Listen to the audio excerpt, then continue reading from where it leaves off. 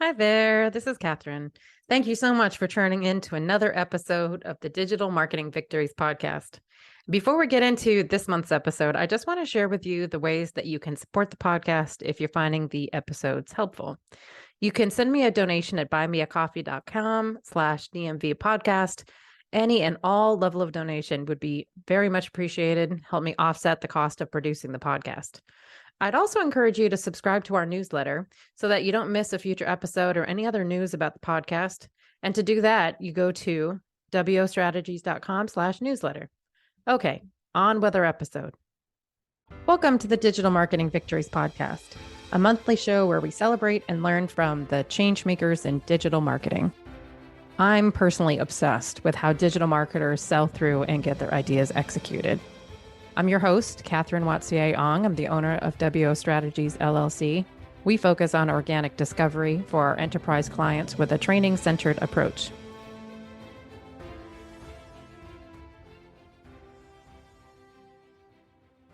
Today, we're joined by Paddy Moogan. Paddy is the founder of The New Leader, a training program that enables agency teams to become more effective managers and leaders. He also works with agency founders as a coach and a non-exec director to help them navigate the world of agency life. Previously, he spent 10 years as CEO and co-founder of Aira, digital marketing agency based in the UK. And this episode is going to be perfect for you if you're curious about how do you become a good manager. If you're in a management role and you don't have any management experience or training, how you can improve your management skills and how you can improve your leadership skills no matter what your professional position. Paddy, welcome to the show. Cool. Thanks for having me. Can you just give our listeners a little bit of background about how you ended up where you are now? Yeah, of course. It's a bit of a weird kind of journey, but at the moment, as you said, I work with agency founders and owners to help them be more effective with running their agencies and help navigate the wonderful world of agency life. But before that, I ran my own agency for about 10 years or so. That agency did SEO, PPC, content, PR, all those kinds of things as well. But I kind of fell into SEO kind of by accident many years ago. I was studying for a law degree at university and got a little bit bored. And in between lectures, I was building websites because I'd always kind of had that skill and kind of got back into it during university. Built a few websites. They had zero traffic whatsoever. So I naturally went online to figure out, well, how do I actually drive traffic to these things? Figured out you could make money through websites, through affiliates and ads and that kind of stuff. And eventually made a little bit of money. And then eventually, when I finished university, realised you could actually get a job and have a career doing this thing called SEO that I was just messing about with really in my spare time. And then got a job at an agency, eventually moved to London, and then eventually started my own agency. So yeah, a bit of a weird journey, but I don't think anyone really gets into SEO deliberately. We all kind of fall into it by accident, really. I know. I don't think anybody does. So that's interesting, though, because I don't know many folks that started a degree. Did you finish the law degree? I finished it just about. My grades were okay, but probably reflective of the fact that I was very bored about halfway through. It was fine. I didn't hate it, but I realised quite quickly it wasn't really for me. Yeah. Oh, that's interesting. So let's talk a little bit about the leadership. So what do you think makes a great leader in digital marketing? And has your own leadership style evolved over time? Yeah, it definitely has evolved. And I think that one of the things that has definitely become clearer to me as time's gone on is a good leader is probably someone who listens. And I think that we often kind of grow up and go into the workplace thinking that a leader is really confident, charismatic. They're able to hold an audience. They can speak in front of thousands of people. And whilst those things may be true, I think for me, really, a leader is someone who isn't necessarily obviously a leader. They're better at listening to people. They try to empathize. They try and have a high degree of emotional intelligence. And I think really they're quite selfless in many ways. They don't mind putting other people first and trying to really get the best out of people by focusing on them, not themselves. I think really those are the kind of things that come to mind now. And I can say that because, I think that over the years I've developed quite a lot as a leader, as a manager. When I was working at an agency. I then became the owner of an agency, so I was leading in a very different way and being a manager in a different way. So I've definitely changed over the years and learned as I've gone. But fundamentally, you're never perfect. Like now, I've been doing this for 15, 20 years. I know that I'm not the perfect manager or leader. And I think also accepting and knowing that is quite important as well, because there's always something to learn. There's always different circumstances, different people, different ways of working. So that's also, I find that quite exciting as well. But I think that's also important not to forget that you're never done. You're always learning. Especially in SEO, because your client on the agency side, particularly because your clients always change. There's always a different mix of people at the clients and different I don't know, embedded cultures that you have to figure out. Yeah, I find that exciting and also stupidly challenging, which is why I do the podcast, because it's constantly navigating, managing people. Exactly. Yeah. And actually, on that point that you asked about, kind of in digital, especially, that you're not just managing your own team, but you're basically managing the clients, right? So you're having to really shift day to day on managing an individual who may be struggling to progress in their career, might be having problems at home, might be struggling to learn something, and then you've got to go and jump on a call with a client who might be struggling with the results they're getting. So but that's still managing people and leading people, so it's a very difficult balance to have. So in digital and in agencies in particular, you're having to switch hats very, very quickly oftentimes. Now that's quite difficult, that's quite challenging. Yeah, totally agree. So how do you inspire your team while ensuring that you're still keeping the vision and the goals of the organization clear and actionable? Let's be honest, a lot of people won't be overly inspired by the goals of an agency. Like, for example, an agency probably wants to do good work, they want to grow, they want to be successful, but that doesn't always excite individuals. I think it's mostly about trying to find out what excites them as individuals, what does progress mean for them, what excites them to get out of bed in the morning to come to work, and those kinds of things. And hopefully those things align with their job, right? Because if they're completely different, then that's a whole other problem to try and address. But for an agency, often it comes back to doing good work for clients, getting results, being professional, being nice people to work with, that kind of stuff. So as long as those things can align and those bigger picture things can align with the individual, I think you can connect them quite well. But ultimately, you can't do that without understanding the individual and what inspires them and what kind of makes them excited about the job, and trying to connect that with their actual job. And for example, some people they love selling, they love sales. Some people hate it. Some people don't want to ever be in a pitch in their careers. They want to just do the work. So understanding those kinds of things are quite important, because if you try and force people into something that they just clearly are not very good at or don't want to do, that's really not going to inspire them. So wherever you can, trying to adapt the work that has to be done to the team is really important too. Yeah, I agree. I was thinking of moments where I was being forced to do things I didn't want to do. So you were talking a lot about listening. So do you have, and I know that we've talked a little bit about listening with the episode with Dana Theus on the show, but do you have particular strategies or habits that you've worked on to improve your own listening skills?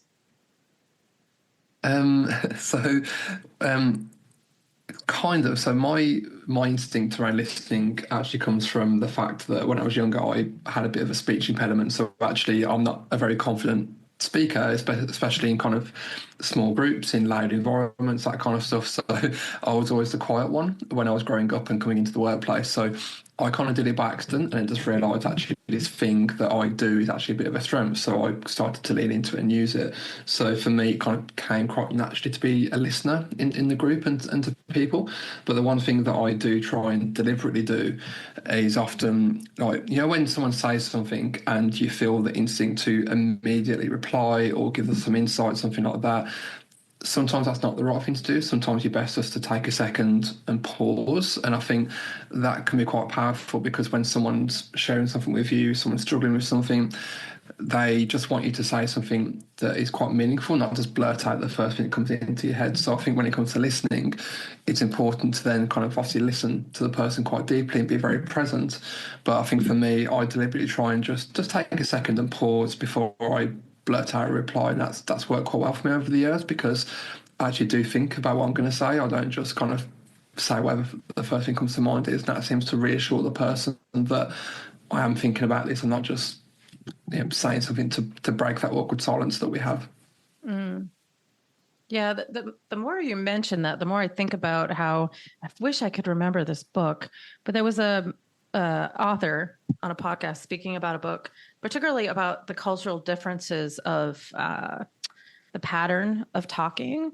And the reason it stuck out to me is that she was from New York, and in New York City, particularly the way you communicate and support the other person, there's this habit of frankly interrupting and saying something really quickly. And it's all known, like in New York City, that's like a positive, reaffirming pattern. Yeah. But dear Lord, you take that to the South here in the US and that's a problem. Anyway, I'm absolutely intrigued by this pattern that you grow up with in relation to talking to somebody else, and realizing that while it's your native pattern, and if you were talking to somebody in your home environment from wherever you came from, it would be fine. If you take that speed and pattern of talking to a different culture, you're going to run into conflict because it could be the opposite of what their pattern is of speaking.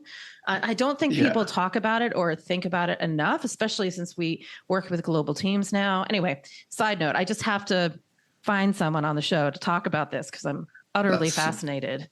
It really is. And actually on that, if I can just share a quick story on that as well. I actually did some work when this was back at my second agency in about 2012, 2013. And we did a project with an agency in Finland. And I was one of the people that flew to work on this project. I was going to be there for like a week and a half. And when I got there, I kind of had my point of contact sit down with me and say, okay, so just so you know, you'll be in some client meetings with Finnish people. And he said, we have this thing called an awkward silence. And it's you call it awkward silence, we call it a comfortable silence. And he says, what will happen is you'll ask a question, you'll present something, and then you'll stop. And then there'll be silence for like 30 seconds, maybe even a minute. And it's because people are thinking about their response. And I was like, I'm not used to that. It's a bit strange, particularly like you say, working with lots of East Coast Americans as well. It never happens. Right, yeah. And then it happened to me in a presentation. And thankfully, he gave me a heads up on this, but it was so, even for me, uncomfortable. But because of the way Finnish people work, they just don't feel silences. They're very comfortable to sit there and just literally think before they respond. And that's the exact polar opposite of what you just described in New York. And put those two things together, it's going to be really difficult to navigate. Yeah, because I had this experience where I was trying to talk to somebody in the New York City office, is when I was at Ketchum, and she wouldn't let me get a word in edgewise. And instinctively, I started interrupting her. And still in the back of my head, I was like, this is so rude, because she was senior to me too. And I got off the phone and I was like, I'm going to be totally called out from HR. But instead, she sent a glowing recommendation to my boss. I had picked up their patterning, and it was totally fine to abruptly interrupt her. Anyway, it's just a unique way of pacing your conversation that is radically different than other places. And it has to do with listening, because New Yorkers, I wouldn't say they don't listen, but it might seem like they're not listening because their pattern is to affirm that they're in the conversation by interrupting and making like some sort of little sound. But that's not that everybody knows that that's what they're doing. And, being from New England, I think I pick up a little bit of that too. I think there's probably some in New England too.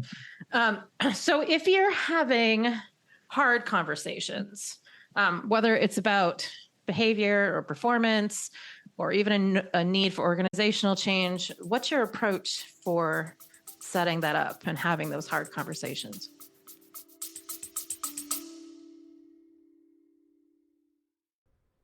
Do you love podcasts? Have you ever thought about creating your own podcast? What are you waiting for? Get started at podup.com.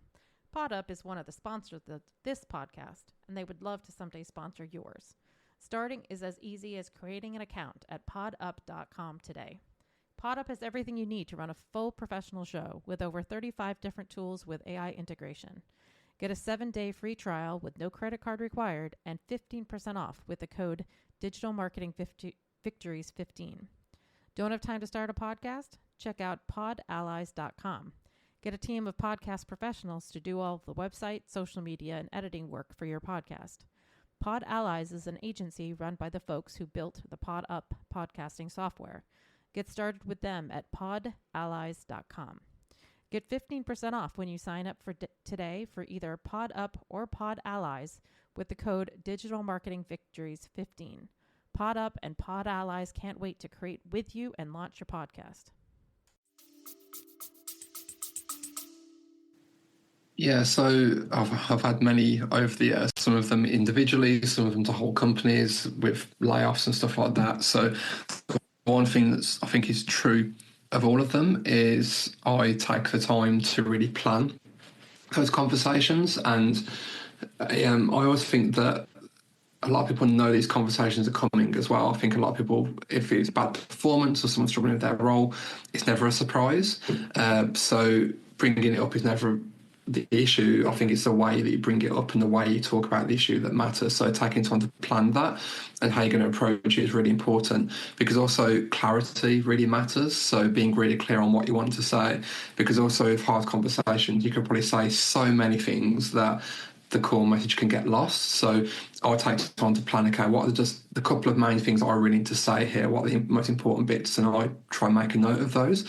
Also as well, I think when people are maybe expecting this conversation, the worst thing you can do is just kind of like start it but not really get to the point, and just kind of like just talk around the issue a little bit and kind of give context. And so one of the things I prefer to do is to cut to the chase and kind of get to the punchline and be like, okay, here's a thing, it's going to be a hard conversation, here's a thing that we're going to talk about, say what it is, and then give the context afterwards. And you can kind of say this quite well by saying, okay, I'm going to cut to the chase, I'm going to explain what the point of this conversation is, then I'm going to give you the context information, then we can talk about it. So kind of not having someone sat there listening to you but really thinking, well, okay, where's this going, what they're going to say, what's the outcome here.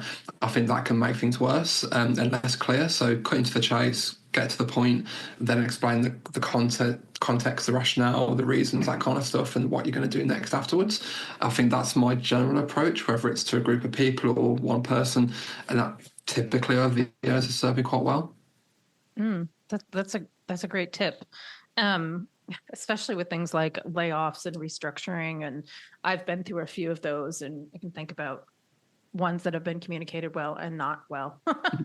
So how about just feedback, especially when you're addressing underperformance or unmet expectations, or maybe even, I guess, positive feedback? But do you have a way of delivering that would be heard, knowing that the personality on the other side has probably different ways of absorbing the feedback?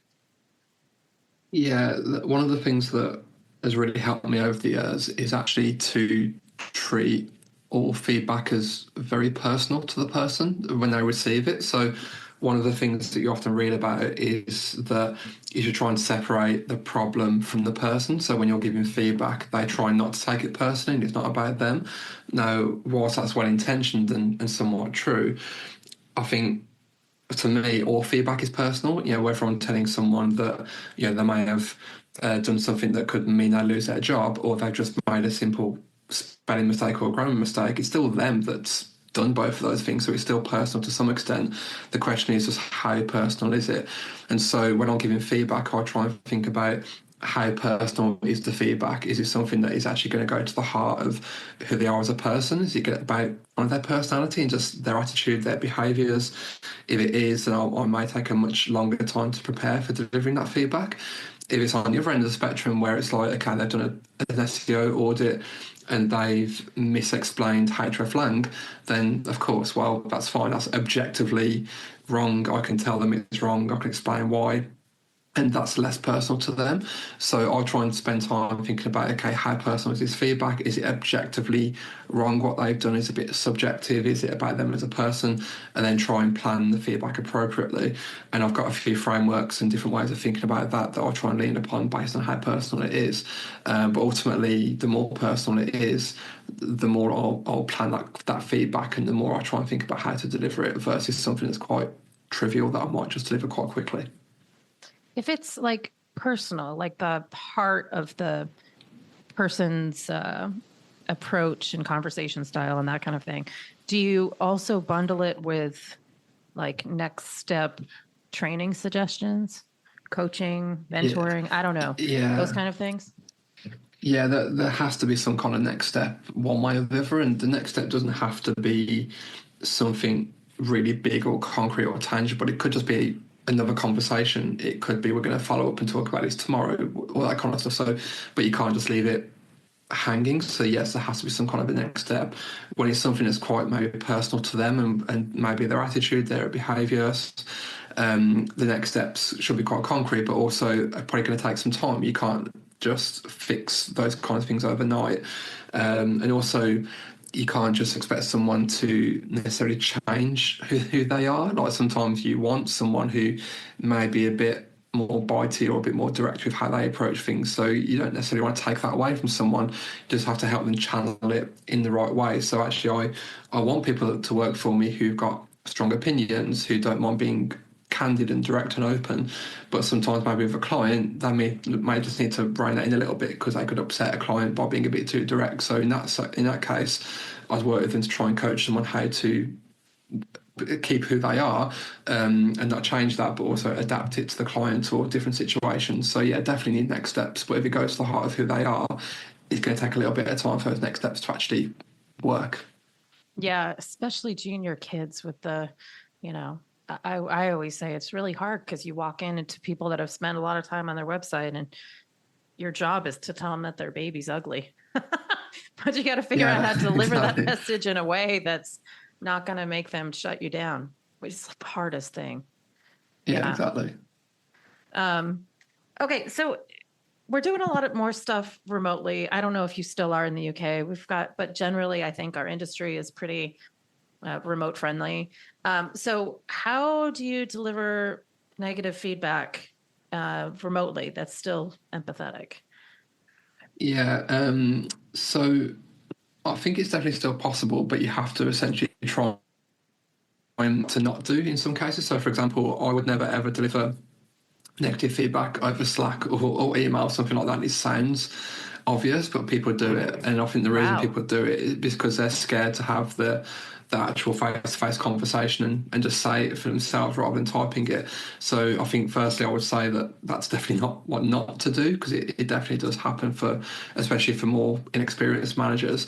So I think that when it comes to being remote, you kind of have to take the best medium you've got, which is often Zoom, Teams, Google Meet, that kind of stuff, and just accept, well, I can't be there in person, but I'm going to have to say what needs to be said over Zoom. And I think sometimes you can own that and say, look, ideally, I'd love to be with you face to face when I say this or wherever I deliver this news. We can't be, that's just how things are, so I'm going to do it like this instead. I think that's okay, and kind of helps the format a little bit more. But ultimately, I think it's even more important when you're remote to understand who you're working with and how they like to be spoken to, how they like to receive feedback, how they tend to work, because some people love being on Slack 24/7 and very, very active and very visible. Some people take themselves off for 3 or 4 hours at a time and go deep on a piece of work and then come back again. Those kinds of things are very important to understand when you're working remotely, because then you can adapt your leadership and your management style to fit those kind of people as well and how they want to be spoken to and dealt with. So do you do that kind of informally, or do you run your teams to do like a personality assessment? What do you recommend people do?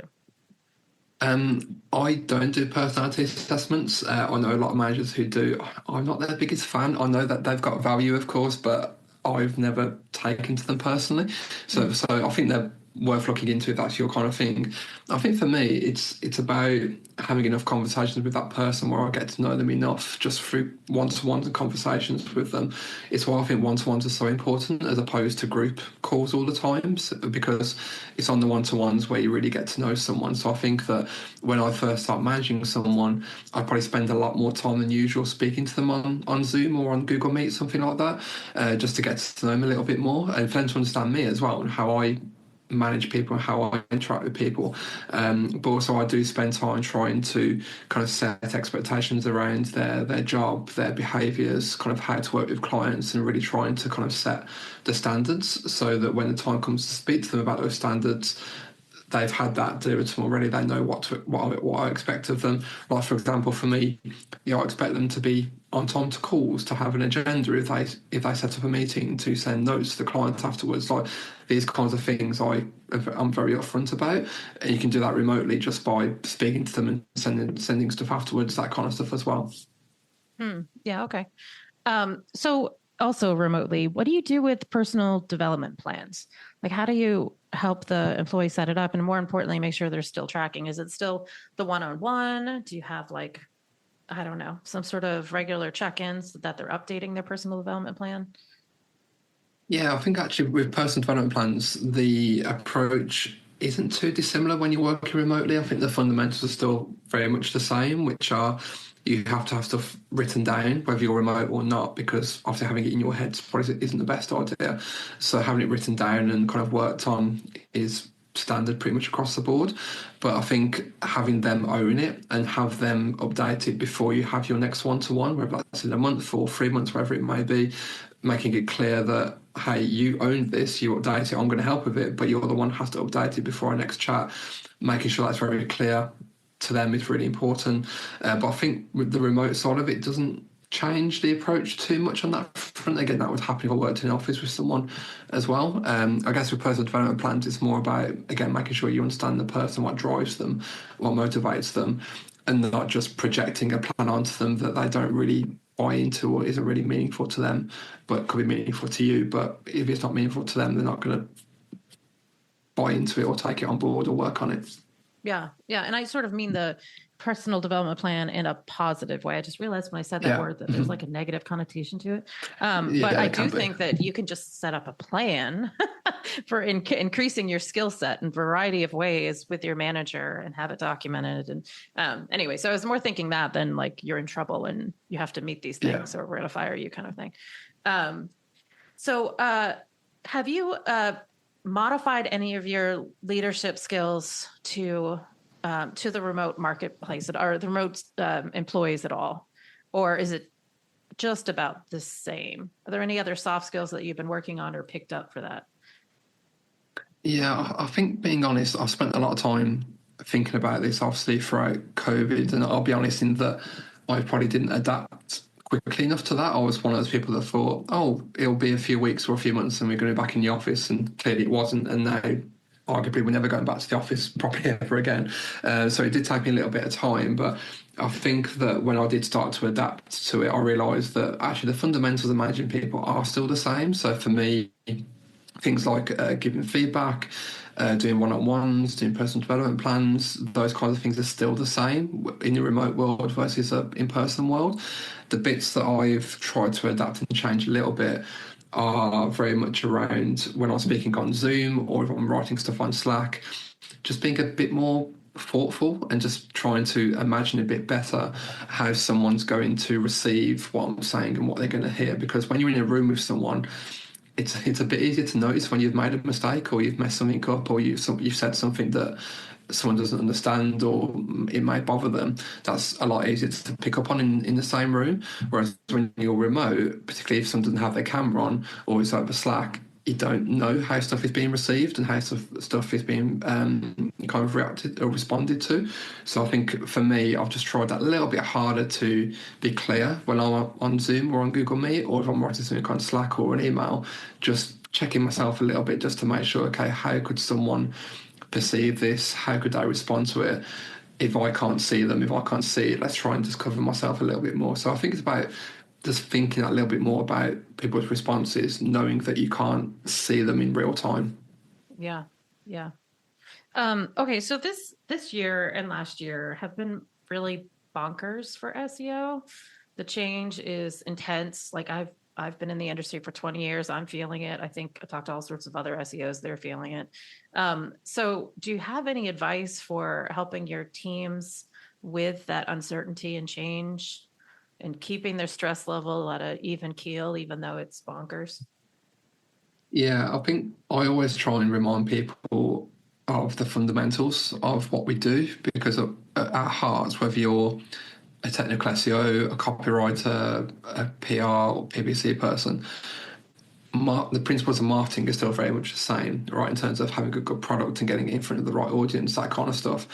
And I think no matter what happens with technology and changes, those fundamentals still remain mostly the same. I think going back with SEO, like SEO has changed massively, but it's still about a technically sound website, really good content, a good user experience for customers, and building the brand up via links and mentions, that kind of stuff like that hasn't really changed since I started doing it. I don't know how many, 20 years ago now. It's the stuff around the edges that changes. So for me, I try and remind my teams that, okay, remember that the fundamentals are still the same.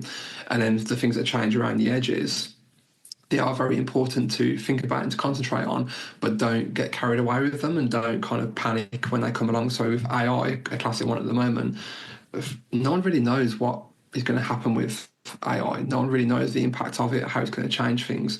So let's just take a second, take a breath, not panic, not change things overnight, just see how it plays out and start to experiment, start to try things, and then, but not forget that the fundamentals are still very much the same and we can try different things to improve what we do, but don't panic, don't kind of jump on bandwagons when you're not sure about them, don't just go with the flow just because everyone else is. Just take a second, take a step back, and it's okay not to know the answer yet because things are changing so quickly. And I think sometimes we feel under pressure, particularly from clients in the SEO world, to know the answer straight away. So if a client asks, well, what does AI overviews mean for my industry?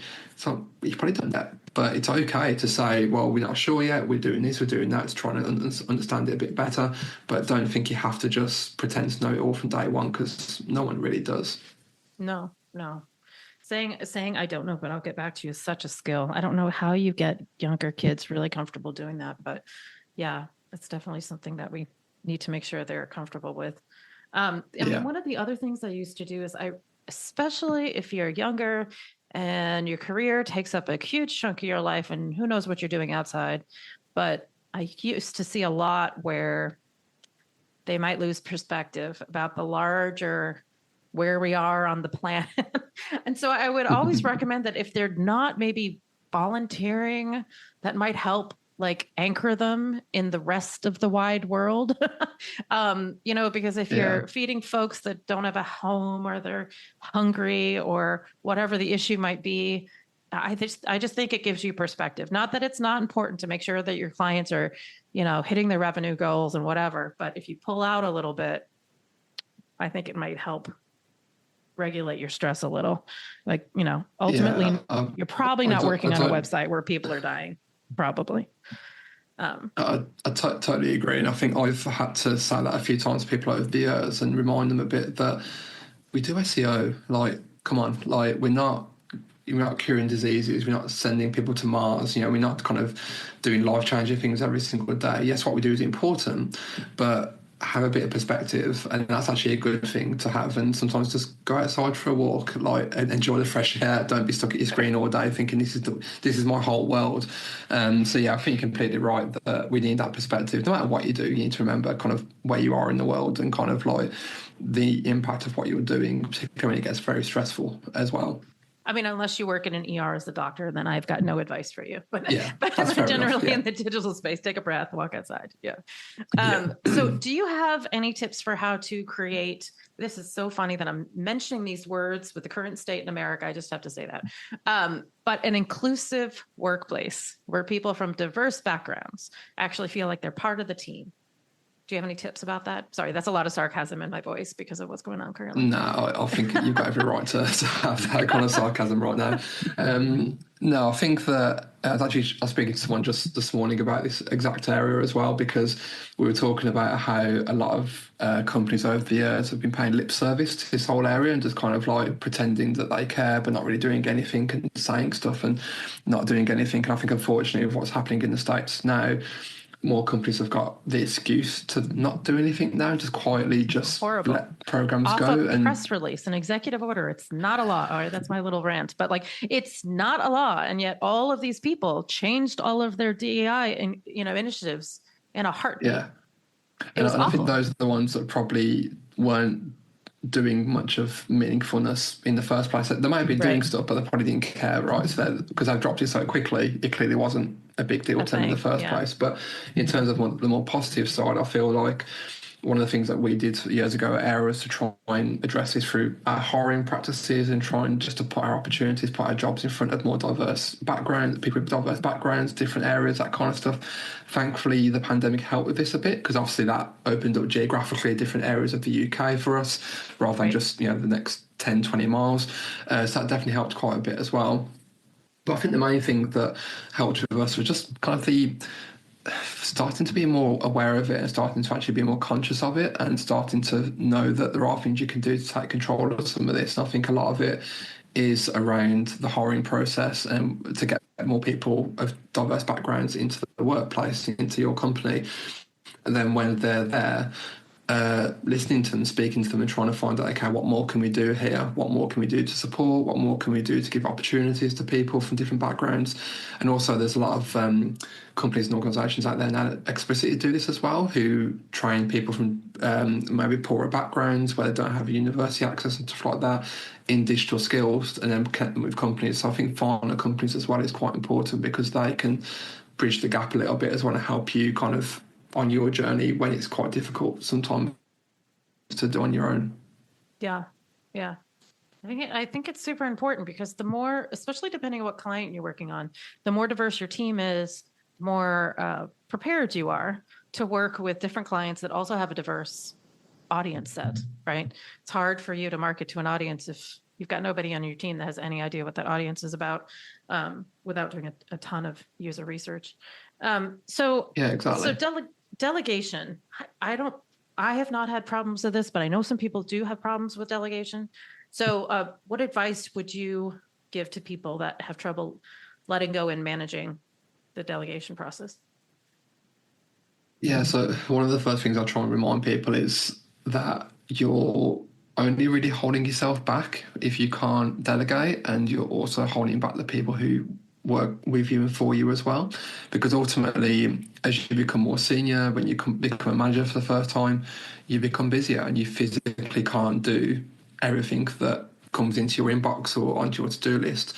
So if you try, you're probably going to fail first and foremost. If you partly succeed, you'll probably do it whilst burning yourself out and not doing as good a job as you could do. But also as well, the people below you and in your team, they want to take stuff off you. They want to actually be delegated stuff and to take on more responsibility because that's probably what we did as well. That's when we were juniors, we wanted to take on more work. So I think remembering that if you don't do it, the bigger picture here is you're holding yourself back and your team back. But also it's a necessity for people to develop and for you to develop as well. And it really helps improve your footprint across a company. So if you go from being, let's say, an SEO consultant working on your own clients, you affect those clients, you can make positive change with those clients. If you run a team of, say, 5 people who have each got their own clients, that could be 20 to 30 clients that you indirectly influence as well. So if you can embrace delegation, it actually increases your influence, which feels a bit weird and backward, but that's how it works. And I think that's why I remind people to come on with delegation. And the greater good here is the greater good for them as an individual and their team as well. Well, and oftentimes the things that you delegate help your junior people learn new skills. So if you don't give them some of the harder stuff, sometimes you're like holding them back from either like grabbing a new skill Yeah, set. exactly. And it's funny now that I'm obviously chatting with AI like everybody else is, I'm deeply digging into my delegating to an intern skills because I think the more prescriptive you can make your instructions with AI, the more successful they are. And the more prescriptive you can make your instructions for kids straight out of college, the more successful they will be. So I think exactly. that it's going to be helpful if you want to be successful with AI prompting. So retention. Do you have any tips around how you're retaining people, knowing, of course, that agency folks last, 3 years or less, and then flip over? Yeah, so I think there's a few bits to this. The most obvious, if you think about the reasons why people often leave, the 2 biggest ones that people probably cite are more money or a promotion. Yeah, they've been promoted to a higher job somewhere else, or they're being offered more money, or both. So I think fundamentally, whilst you can't always control that, you can't always give people exactly what they want on those two things. I think having a team and a culture where those things are quite transparent. So, for example, when someone knows that for their current job role, this is the salary band, from here to here, this is their potential, and then knowing what the next band is for the next role, that kind of stuff. So I think being very open about the potential is the first step here to setting expectations. Then also being clear about what you expect of them in their role and how they can get promoted into the next role and what's expected of them there. I think those things have to be almost like fundamentals and something which you do no matter what. And then the third part, I think, is actually understanding that everyone is next step in their career. Everyone wants to know they're working towards something, and sometimes those things will be something quite big, like a promotion or a pay rise. Sometimes it's something smaller, like a qualification or working on a new type of client, or maybe leading a client meeting for the first time if they're quite junior. These kind of steps in their career. And I think it's really important to understand as a manager what those steps are and making sure that anyone at any point in time is working towards something that's meaningful to them, because that's often when people start to think about leaving, where they're getting up in the morning and they're thinking, well, okay, I might be paid quite well, I might have an okay job right now, but I don't feel like I'm actually having an impact here. I don't feel like I'm actually working towards anything. I'm just kind of going through the motions a bit. That's when people will start to think, well, maybe I should go elsewhere, just explore my options a little bit. So I think it's really important just to try and make sure people always have something in front of them to work towards. Everyone's going to leave at some point. You're not going to do this for everyone for their whole careers. But I think those are the three things I'd really try and think about. So clarity over pay and promotions, and then the idea that you've got to always give someone something to work towards in the next step. Right. The plan, have some sort of growth plan that heads them to wherever they want to be. Yeah. Yeah. Okay, so this is like the 10 million pound elephant in the room, because I've brought up in plenty of other episodes and we're all a bit lost. Managing up. I personally am lost. How do you, two things, maybe techniques for managing up as well as time management. That was always my problem. Spent so much time managing down and actually doing the work that I just failed to schedule whatever that is to manage up. What tips do you have? Yeah, so I've kind of been on obviously both sides of this, because running a company, you're kind of the person at the top who everyone else has to manage it up. So I've kind of seen it from that perspective, but also being the person who manages up as well. And I think the one thing that I'd say from both sides is it's really important to understand what the person above you actually needs or wants from you, because some people will want masses of detail, some people want maybe reports and something quite tangible. Some people just want a chat every couple of weeks, and to know things are okay. And for me personally, when I was running my agency, the approach that I took with my team was, look, we've got all of these clients, all of these staff. If I don't hear anything about any of them, I'm going to assume everything is okay, because I can't physically check all of them every single day. I can't physically go through every single day. So for me, the expectation for them to manage up to me was, okay, bring me problems, I'll help you solve them. I want to know the good stuff as well, but if something's going wrong, I'll help you on it. If I don't hear anything, I'm going to assume that you're good, and that's it. And that really helped them to manage up to me, because then they would bring me the stuff that I needed to know about, the stuff that was maybe clients about to leave, someone's about to hand in their notice, wherever it might be. Normally it's the bad stuff that found its way to me as a result of that, not the good stuff, but that was okay. So I think it's really important to understand what your boss or the person above you needs from you, and doing your best to try and adapt into that way of working. And on the point around time management, it's tough, but I think ultimately you should be spending more time with your own team and supporting them proportionally than the team above you. I think because that kind of kicks all the way down throughout the whole company as well. So I think there has to be that kind of balance, but it should lean quite heavily towards, it sounds really bad, looking down, looking towards the team below you and spending time with. That sounds horrible, but you know what I mean. Because that's where the work's being done, right? The people above you are obviously very important strategically and kind of in terms of the bigger picture, but an agency or a brand lives and dies by the work it does. So I think that's where most of the manager time should be spent proportionally. So it sounds like the big tip is interview your manager to figure out what they need from you and what format. And how frequency would come from them. Exactly. Yeah. Yeah. And not to say that I've always had, but my last experience was actually wonderful. I would randomly walk by with the good news and be like, can I interrupt you for a second? Okay, I got to just tell you something I'm excited about. Yeah. But I've had plenty of other options where I was horrible at managing them. Anyway, so how about this cross-departmental collaborating with client folks you obviously don't manage? What kind of soft skills do you think people should work on boosting to get better at all of that? I think that when you distill all of this down, whether it's internal or external, I think a lot of it just comes down to communication. And when it comes to external people, it's probably even more important to master the skills of communication, whether it's written via email, Zoom, Slack, written documents, that kind of stuff, or presentations. I think a lot of it comes down to that. And actually, one of my first managers back at Distilled years ago said to me that communication solves all problems. And at the time, I was like, I'm not sure it actually does, but I actually think it's true most of the time that most problems you come up against, particularly externally outside the company, can be solved by communicating and understanding, and then trying to, in the future, preempt problems and communicate effectively. So I think I've had to really focus on one soft skill to help externally. It would be communication, and again, learning how clients want to be communicated with, what they hate, what they dislike, what they love, that kind of stuff. I think that's where I'd really double down. If I was going back to the start of my career, I would try even harder to be a good communicator in terms of presenting, kind of sharing kind of information, arguments, that kind of stuff. And listening. So you didn't explicitly say it, but a big piece of it is listening to figure out what they respond to. Yeah.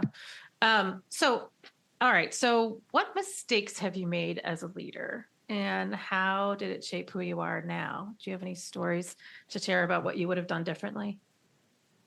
There's two that come to mind. One of them is quite tactical, that was very early in my career, probably 13, 14 years ago now, when I was managing someone, and they were very good at their job, but they kept making mistake after mistake after mistake in written documents like audits, keyword research, data analysis, stuff like that. And it was really minor stuff like spelling and grammar, stuff like that, but also sometimes a bit of formatting here and there. And I made a mistake of always correcting for them, because I was a bit nervous about going through a Google Doc and calling out such minor mistakes that I would look like a school teacher going through something with red pen, and that I'd lose a bit of respect because I was being so pedantic about highlighting these mistakes. And a lot of these mistakes, it literally took me longer to flag it than it would have taken for me to fix it. So I was like, well, just fix it yourself. It's fine. It's more efficient. Classic issue, though, that I didn't foresee at the time, was that person didn't learn. And this person was like, oh, it's all perfect, and they didn't learn from their mistakes. And the moment that I stopped doing that, for a few weeks, their Google Docs were covered in suggestions and kind of highlights and stuff like that. But eventually I started to learn. And so it's so tempting just to say I was quicker to do it myself.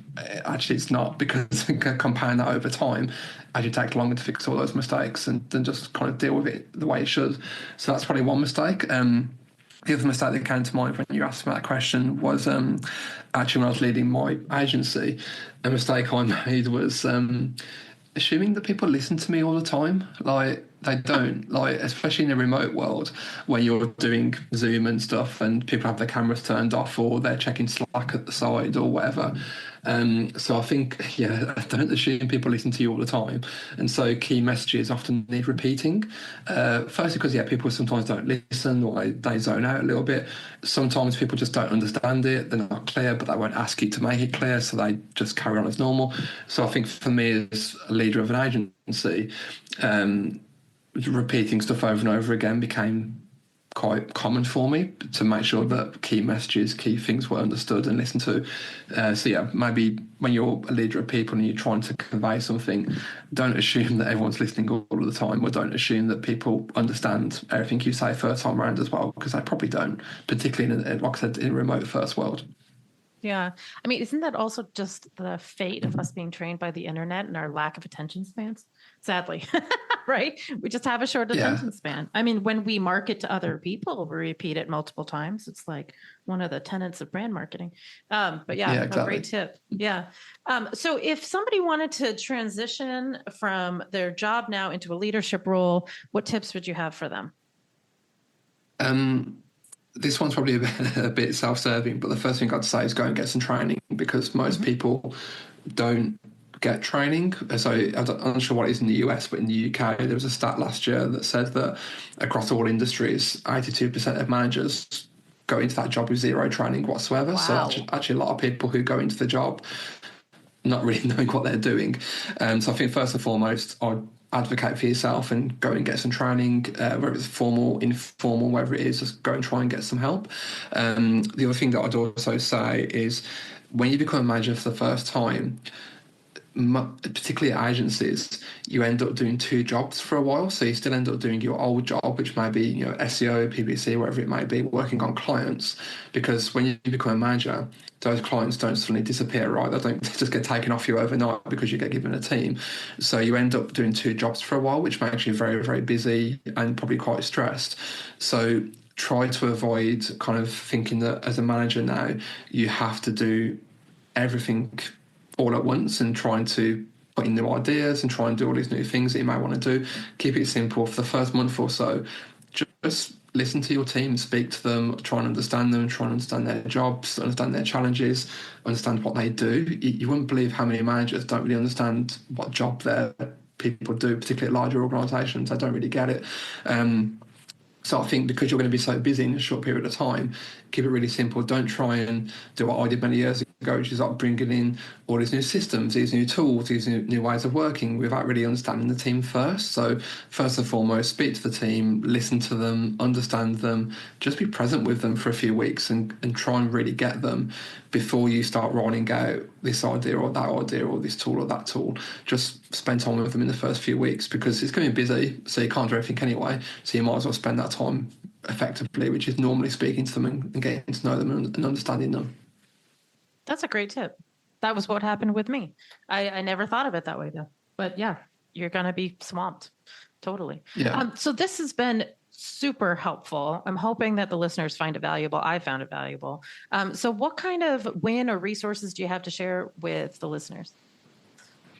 Yeah, so I think first and foremost, I have a newsletter, which I'm told is very good by many of my subscribers, which I'm sure we can link to afterwards, which helps managers become more effective. So I basically every week share pretty real-life situations and real-life challenges that managers will often encounter, and to share kind of actionable ways of how to overcome them.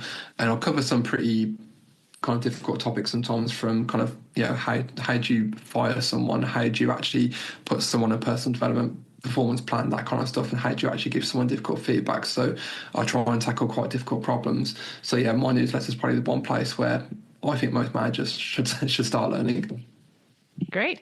And how can people learn more about you? I'm on LinkedIn, Paddy Moogan. There's not many people with that name, so definitely go and find me on there.